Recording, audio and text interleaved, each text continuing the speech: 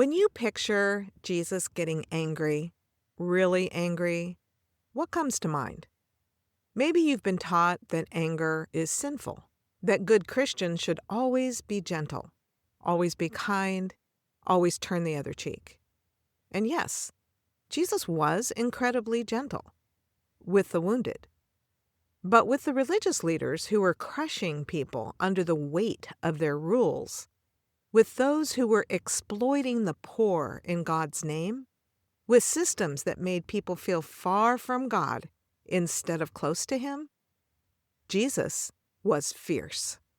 Today, we're going to look at something that might surprise you: how Jesus Himself dealt with religious trauma in His time, how He responded to those who had been wounded by religious systems, and how His response reveals God's true heart towards you. Because here's what I want you to know. The God that Jesus revealed isn't the one you've been afraid of. And the Jesus you're about to meet, He's on your side.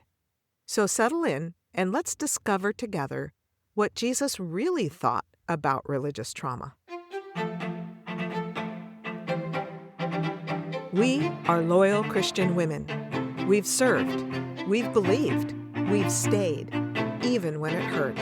We gave our hearts to faith, hoping for closeness with God, inner joy, and a safe place to belong. But somewhere along the way, the closeness became distance, the joy became exhaustion, and the place that was supposed to feel like home didn't. I'm Debra Schaefer, on a mission to take back pure faith from everything that distorted it. In every episode, I'll help you name what happened, see what's keeping you stuck, and come home to a safe, loving God. Grab your tea, toss the rule book, and let's go.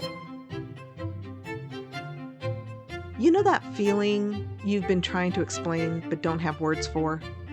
That spiritual heaviness, that fear of getting it wrong.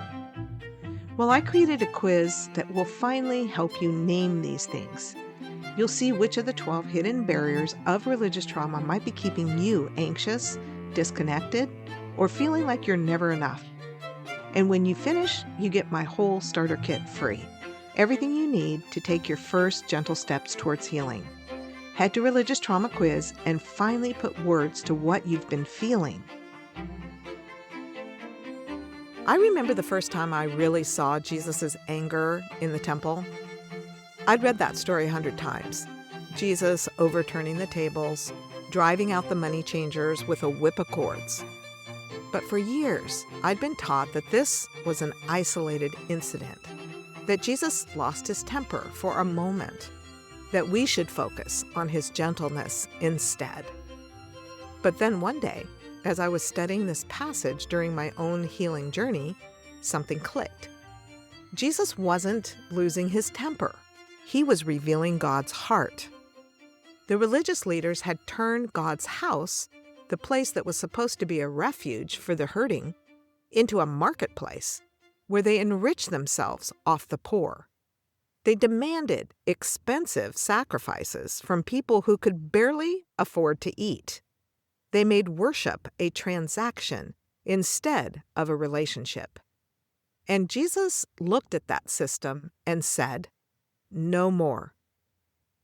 What struck me on that day wasn't just his anger.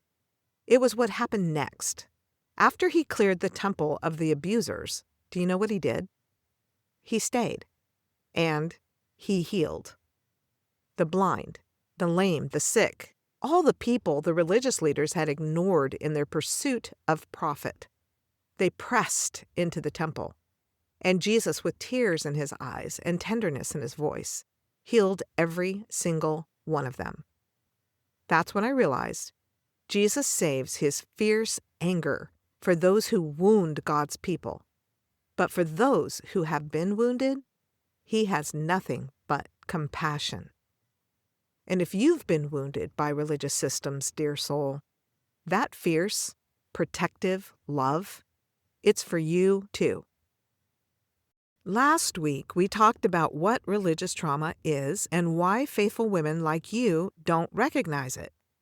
Today, I want to show you something that might change how you see Jesus and how you see yourself. We're going to look at 3 different encounters Jesus had with people who were wounded by the religious systems of his day. And in each story, we're going to see the same pattern: Jesus confronting the abusers, healing the wounded, and revealing God's true character. So let's dive in.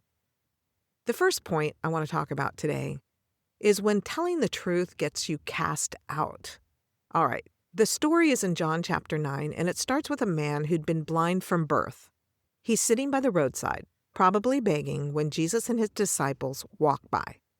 Now, the disciples do what religious people often do. They want to discuss theology. They ask Jesus, "Master, who sinned, this man or his parents, that he was born blind?"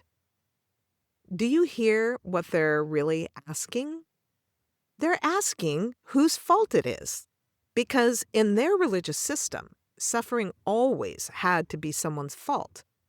Every affliction was regarded as punishment for sin.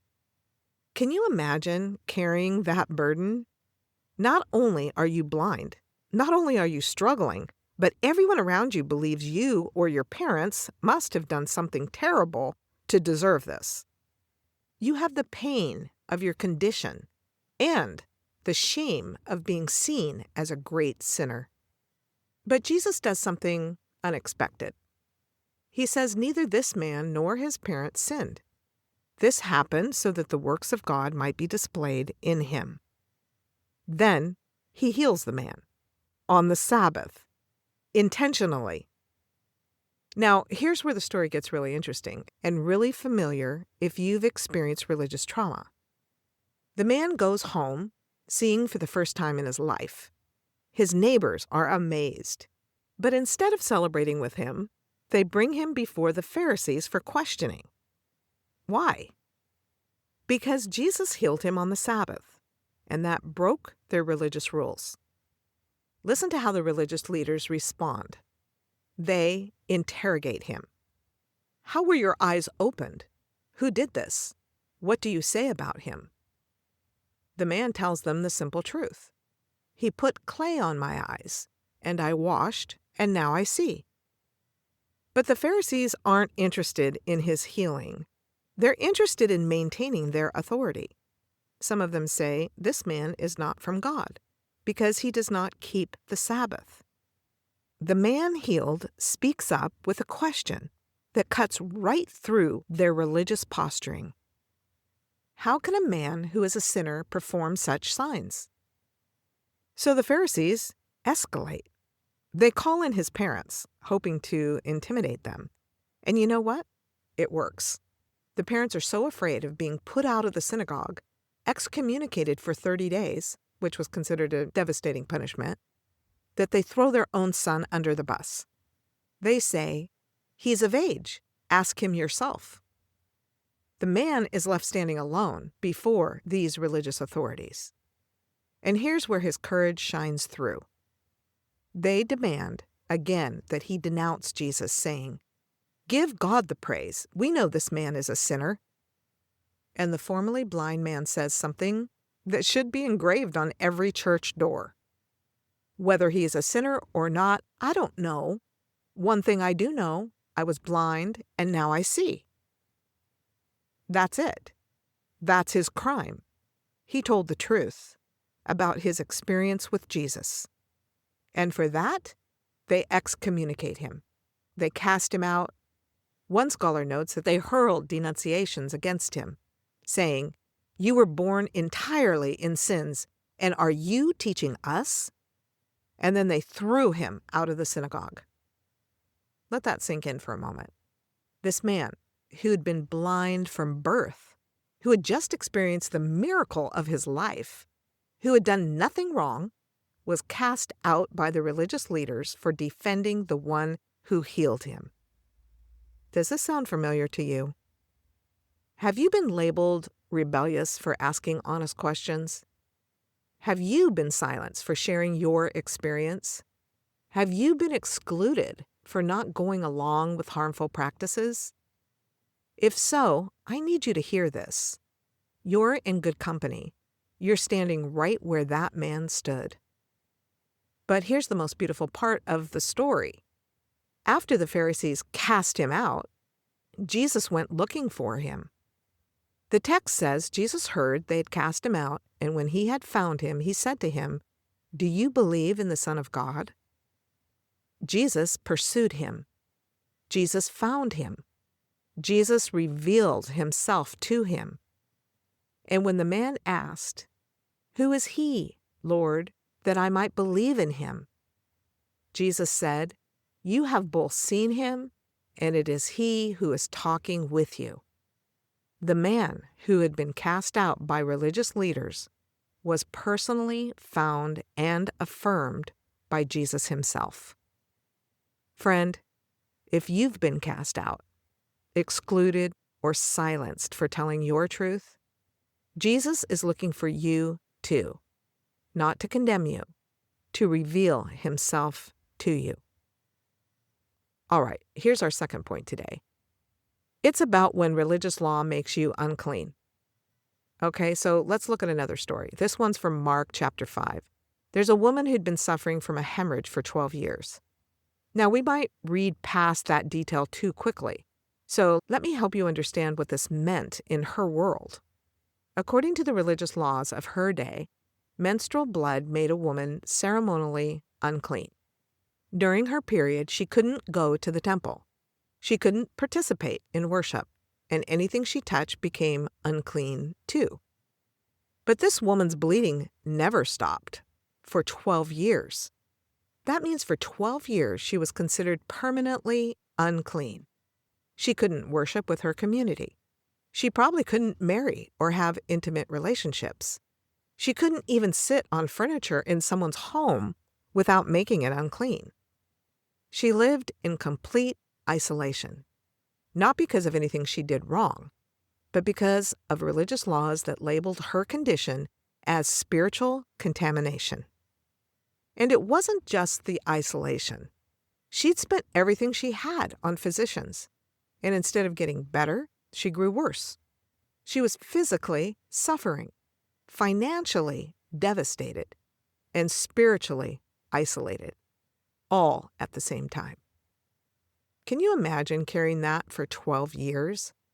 The loneliness, the shame, the desperate hope that maybe someone somewhere could help you. When she hears about Jesus, something stirs in her. Maybe hope, maybe desperation, maybe both. She thinks to herself, if I just touch his clothes, I will be healed. So she makes her way through the crowd. And according to religious law, every person she brushes against is now contaminated by her uncleanness. She's breaking all the rules just to get close to Jesus. And she touches the edge of his garment. Immediately, she feels in her body that she's healed. The hemorrhaging stops. After 12 years of suffering, she's finally free. And then Jesus stops. He asks, "Who touched my clothes?" The disciples are confused. There's a crowd pressing in from all sides. But Jesus knows. He felt power go out from him. And here's where the woman has a choice. She could slip away quietly, healed but still hidden. But instead, knowing what had happened to her, she comes forward in fear and trembling and falls down before him. She tells him the whole truth. Think about what courage that took. This woman who'd been isolated for 12 years, who'd been labeled unclean by religious law, who had just broken every rule to get to Jesus, she's standing before him, exposed, waiting for his response. And what does Jesus say? "Daughter, your faith has healed you. Go in peace and be freed from your suffering." Daughter. He calls her daughter. He gives her a place in his family. He publicly affirms her faith. He doesn't rebuke her for breaking religious laws. He doesn't shame her for her condition. He doesn't even mention her uncleanness. Instead, he honors her courage. celebrates her faith, and sends her away whole, not just physically healed, but restored to community, to dignity, to belonging. The religious system had isolated her. Jesus included her. The religious system had shamed her. Jesus honored her. The religious system had called her unclean. Jesus called her daughter. Friend, if religious systems have made you feel unclean, unworthy, or isolated because of things beyond your control, because of your questions, your struggles, your needs, hear Jesus speaking to you today. You are not contaminated. You are not too much. You are daughter. You are beloved. And your faith, your courage to reach out even when the system told you not to, that faith is beautiful to him. All right, here's our third point today. We're going to talk about when religious leaders value rules over people. All right, let me show you one more story. And this one might make your blood boil. It's in Luke chapter 13. Jesus is teaching in a synagogue on the Sabbath when he sees a woman who's been bent over for 18 years. 18 years she couldn't straighten up. Can you imagine? 18 years of looking at the ground, 18 years of pain, 18 years of limitation. And here's what's heartbreaking. We're told she had been crippled by a spirit. But she still came to the synagogue. She still showed up to worship, even though she was suffering. She was faithful. She was there. When Jesus sees her, he calls her over. Woman, you are set free from your infirmity. He puts his hand on her, and immediately she straightens up. After 18 years of bondage, she's free. And she begins praising God. You'd think that everyone would celebrate, right? This faithful woman who had suffered for nearly 2 decades is finally healed, finally free, finally able to stand tall and worship without pain. But that's not what happens. The synagogue leader is indignant, not happy, not grateful, indignant. And listen to what he says, not just to Jesus directly, but to the crowd. There are 6 days for work, so come and be healed on those days, not on the Sabbath. Do you hear what he's really saying? He's saying, your suffering can wait. Your pain isn't as important as our rules. You should have scheduled your healing for a more convenient time. He's more concerned about religious regulations than about a woman's 18 years of suffering. And this is where Jesus gets angry. Not at the woman, not at the crowd, at the religious leader who valued rules over people. Jesus responds, "You hypocrites! Doesn't each of you on the Sabbath untie your ox or your donkey from the stall and lead it out to give it water? Then should not this woman, a daughter of Abraham, whom Satan has kept bound for 18 long years, be set free on the Sabbath day from what bound her?" Do you hear what Jesus is saying? He's saying you care more about your animal's comfort than about this woman's freedom. You'll bend the Sabbath rules to water your livestock, but you're outraged when I free a daughter of Abraham from 18 years of bondage. Jesus calls her a daughter of Abraham. He reminds them, and us, of her dignity, her worth, her place in God's family. The religious leader saw a rule-breaking incident.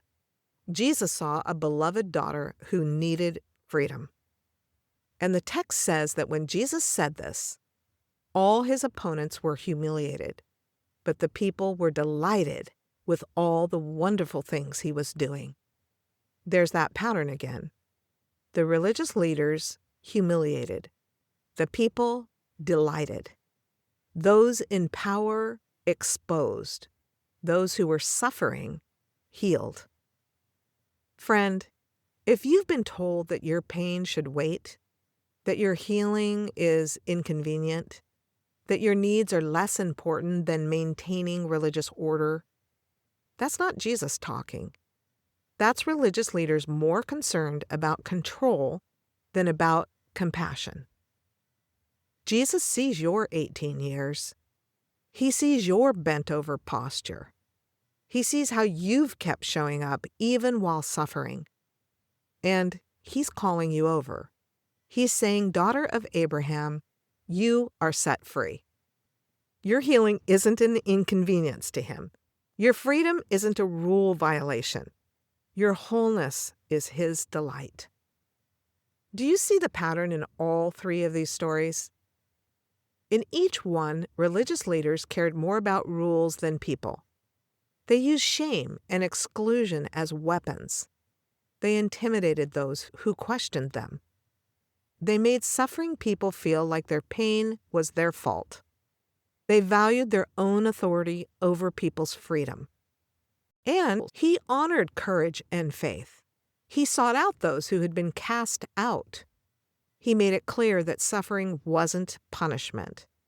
He used his authority to liberate, not control.